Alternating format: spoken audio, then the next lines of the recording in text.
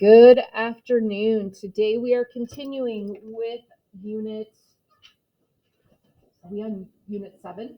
Yeah, with unit 7. So we did CO44. We're doing today. Oh my goodness, now I just lost my train of thought. All right, we are doing CO44 today. We'll do PO45 tomorrow, practice test Wednesday, real test Thursday. So if you're not sure about any of this probability stuff, you need to talk to me so we can work through it.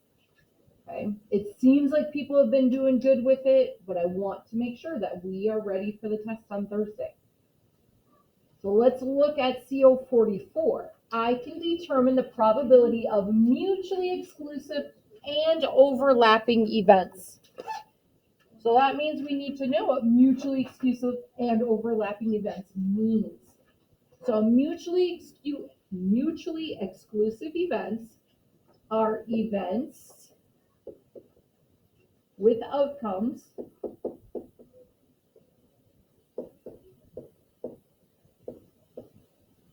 that cannot happen at the same time.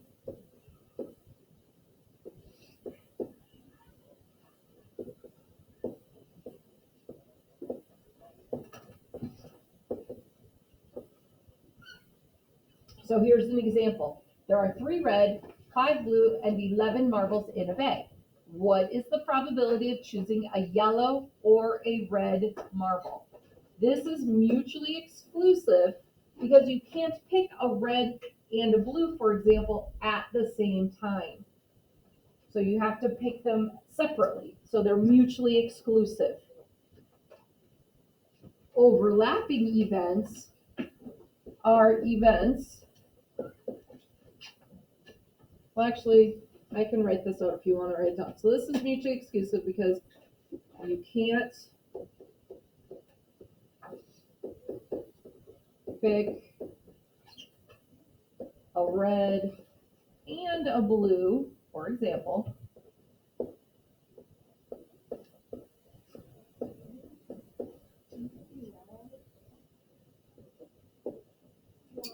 at the same time. You can't pick them both at the same time.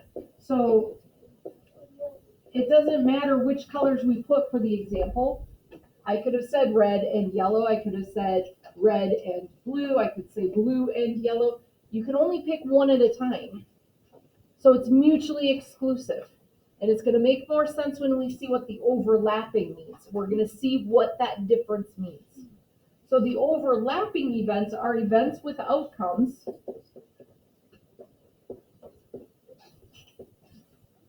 oh my goodness, I can't spell.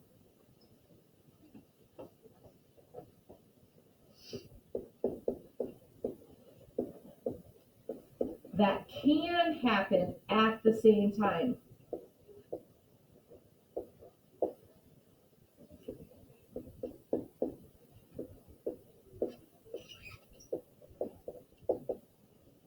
So look at what this means. An integer is randomly selected from numbers 1 to 20. What is the probability that it will be either odd or a prime number? Ooh. Well, could we have an odd and a prime? Yeah. So let's look at that. Let's look at our odd numbers. I'm going to scroll this up so it's easier for me to reach. If we're going from 1 to 20, my odd numbers would be 1, 3, 5, 7, 9, 11, 13, 15, 17, and 19. What?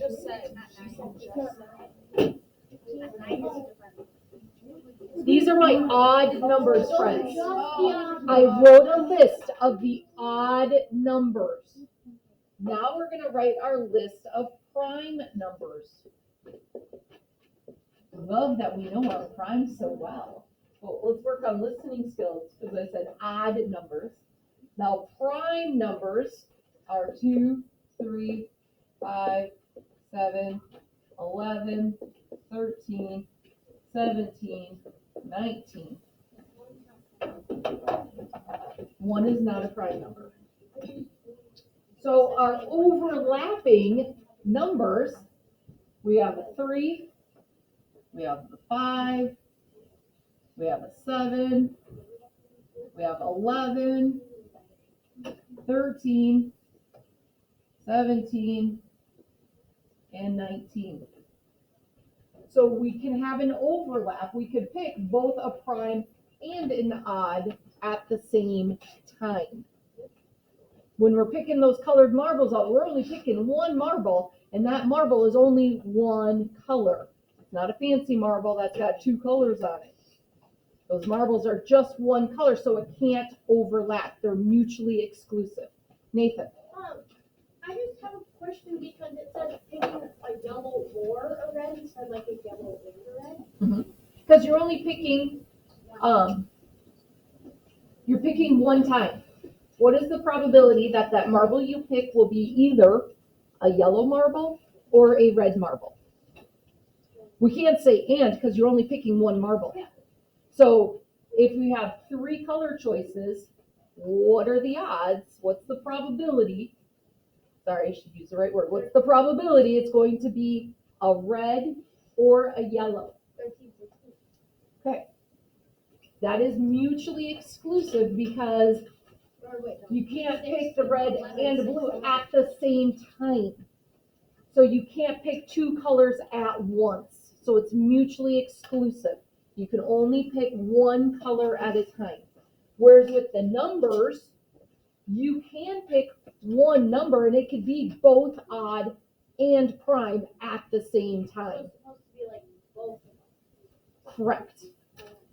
So with the marbles, it would be a marble that had both colors. It can't have both colors. It only is one color. But the numbers could be odd and prime at the same time. So they are overlapping. Then when you find your probability, now this is a big one. When you find out your probability, only count the common outcomes once.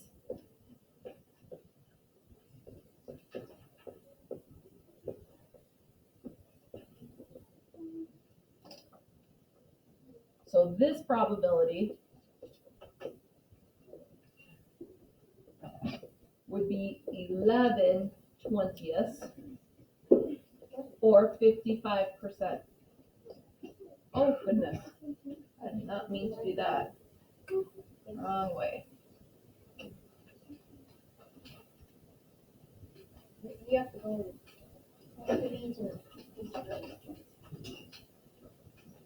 So, or 55%.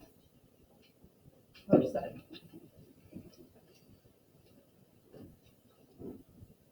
that make sense? Yep. So we would count 1, 2, 3, 4, 5, 6, 7, 8, 9, 10, 11.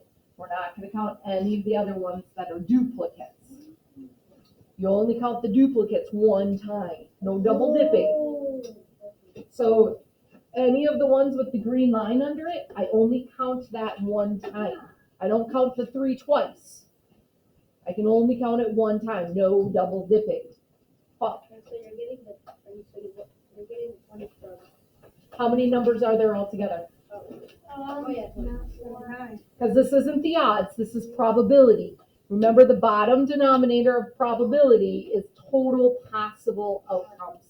So there's 10 odds and there's 11. There's 10 odds and one more prime with that 2.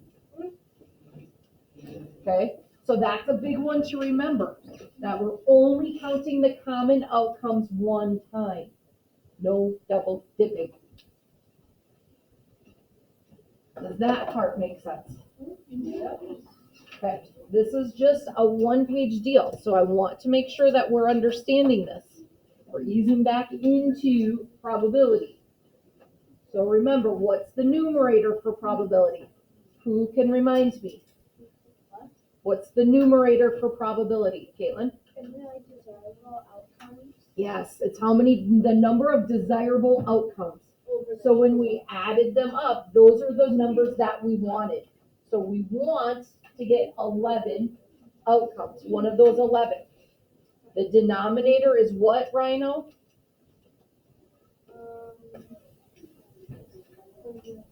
What do we put it over? How many possible outcomes there are. So there are 20 numbers, there are 20 possible outcomes. So the numerator is how many you want, how many different ways you can get what you want. The denominator is all together how many outcomes are there. So you need to decide if it is a mutually exclusive or overlapping probability. And then find the probability in fraction form. Oh, we should not be working ahead and talking because we're missing out on the directions. As always, if something is in fraction form, what do you have to do to that fraction? Simplify, simplify, simplify. So your fraction should be in simplified form. Any questions on this page? Okay, so for my friends at home, I hope you are doing well, and I hope that this made sense. It was a quick lesson. If you have questions, make sure you reach out to me so we can get those answered, especially with that test coming up. And we hope to see you soon. Have a good day.